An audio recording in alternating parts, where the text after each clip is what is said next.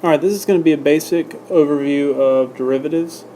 When we first started derivatives, we talked about them as the difference quotient, and it's the limit as h approaches 0 of your function with x plus h plugged in minus your function over h. And that ended up being your derivative, right? We could have also used the other version of a difference quotient, but it doesn't matter. Basically, we're going to come up with some rules so that way you don't have to use a limit every time. But the limit is the groundwork that derivatives come from, so just don't forget that. Alright, your power rule. It's your most basic derivative rule. We take the derivative of x raised to a power. You bring the power out front, and then you subtract 1 from the power, and that's your derivative. So for example,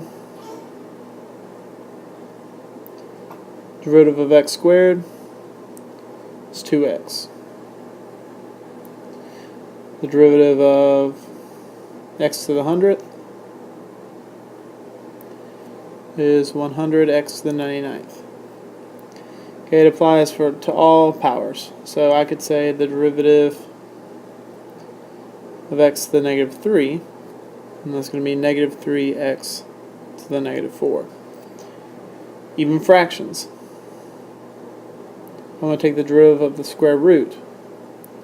That's the same thing as x to the 1/2 power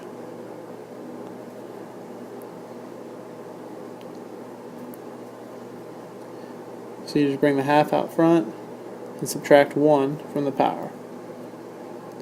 And remember, this is 1 over 2 squared of x.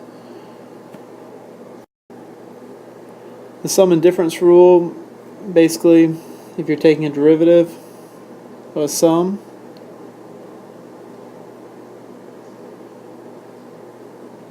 it's just equal to the sum of the derivatives. Okay, same thing with the difference. If you're subtracting two functions and you want to take the derivative, you just subtract their derivatives. So how does this look in a problem?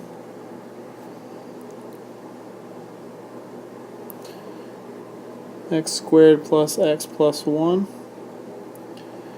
Okay, I just take the derivative of each piece. Now normally it would not show this step right here.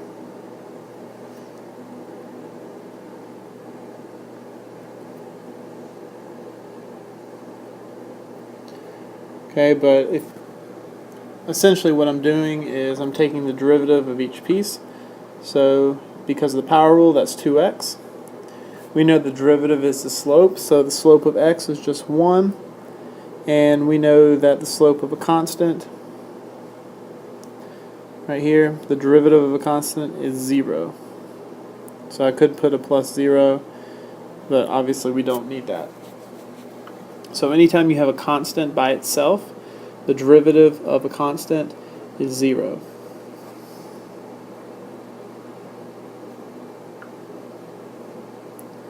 Okay, make sure you write that down.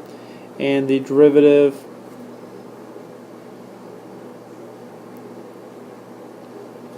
of a constant times a function is equal to the constant times the derivative of that function. So if there is a number in front of a function, you just multiply it by the derivative. So it'll look something like this.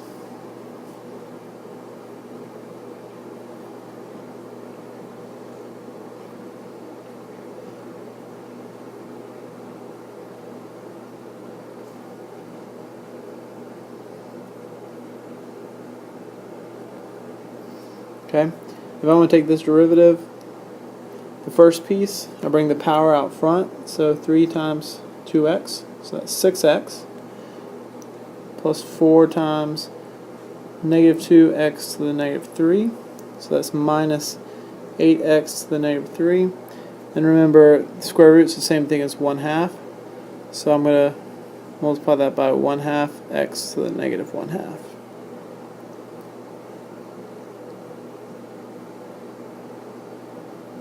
And there we go. There's my derivative right here. Alright, the product rule. Unfortunately, taking derivatives of products is not as straightforward. If I want to take the derivative of a product of two functions, I do the first function times the derivative of the second plus the second function times the derivative of the first. So it's going to end up looking something like this.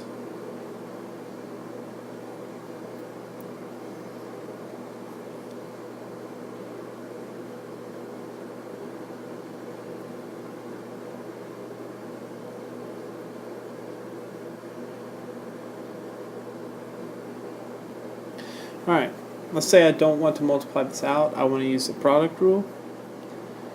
In this case, I probably would multiply it out, but there are plenty of instances where you cannot multiply out the entire function. So it'll look something like this. First times the derivative of the second. I multiply the negative 1 times the negative right here to get the positive. So if I take this negative 1 times the minus sign, I get a positive x, and I have to subtract, so negative 2. Plus the second function times the derivative of the first.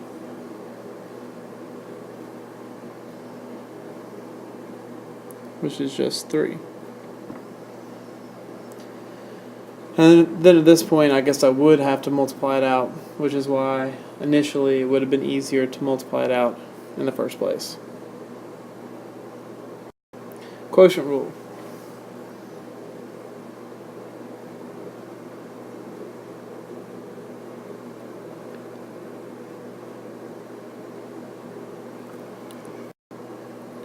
Okay, so we're dividing f of x divided by g of x. So the bottom times the derivative of the top minus the top times the derivative of the bottom all over the bottom squared. Also known as low d high, derivative of the high, minus high d low, derivative of the low, over low low. So a lot of people would say low d high minus high d low over low low. However you can remember it, it's fine. Here's what it looks like.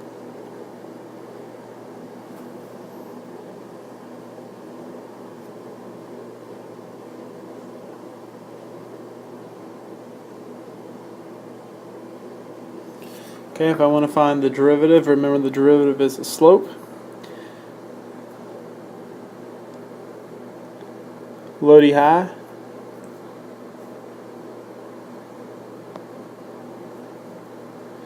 minus high d low over low low. So definitely want to multiply this out. I get 21x minus 15 minus 21x minus 14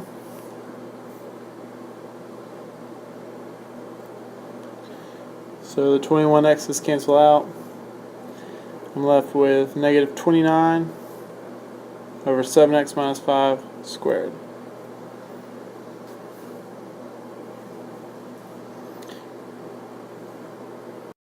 Alright, there's some other functions you should know the derivatives of. We already talked about powers. Trig functions. Derivative of sine is cosine. Derivative of cosine is negative sine. Okay, all the cos have negative signs. Or sorry, negative signs as in the negative, not sine as in the trig function. Alright, derivative of tangent secant squared x. Oh, by the way, with tangent, if you forgot it, you could use the quotient rule and talk about the derivative of sine over cosine. And then you'll end up getting secant squared. Alright, derivative of cosecant x is negative cosecant x cotangent x. The derivative of secant is secant x tangent x. And these as well you could write as quotients. So if you forget it, you could always write it as 1 over sine, and then use the quotient rule. So as long as you have sine and cosine memorized, you can figure out all the rest. Derivative of cotangent is negative cosecant squared. That's your trig functions. And then the derivative of e to the x is just e to the x. It's kind of nice. So,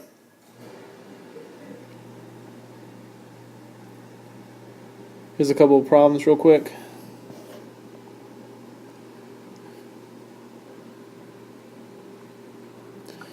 We got a product, so it's first times the derivative of the second plus second times the derivative of the first. So I would write it like this. Okay, quotient.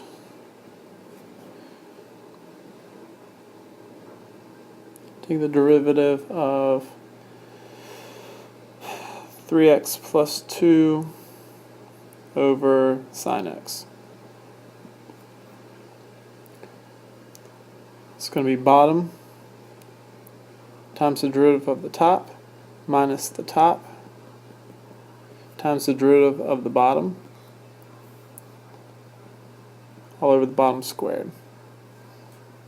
So this could be, you could split this up and it would be 3 over sine minus 3x plus 2. Actually it wouldn't. So I'm going to leave it like this. So it's fine.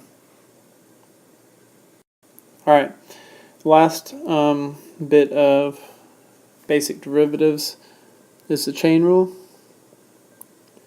This is when you have a function inside another function. And the way it works is you take the derivative of the outside, leaving the inside alone, times the derivative of the inside. This is a very useful rule. You just have to take your time trying to work your way in. So here's an example.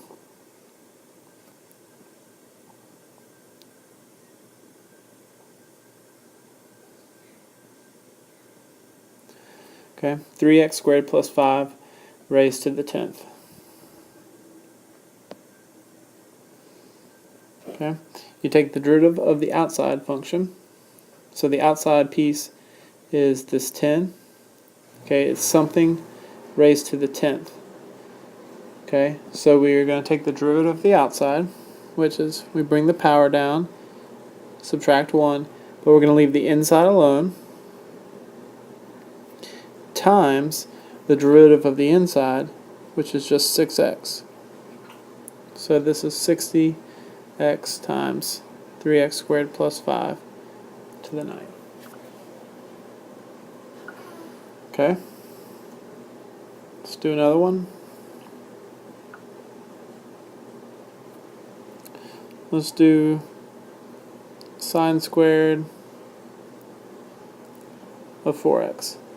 Okay, this is actually sine of 4x squared. This is really what it is.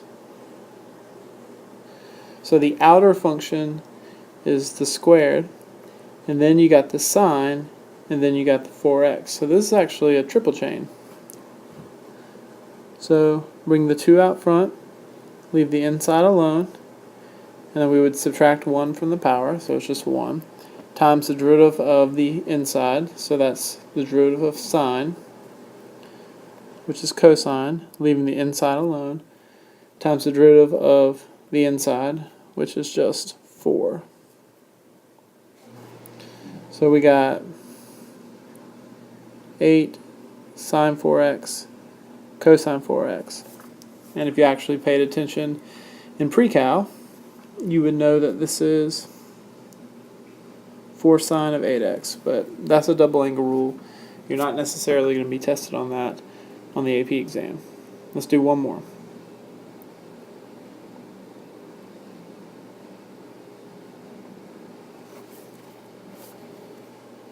Okay, the derivative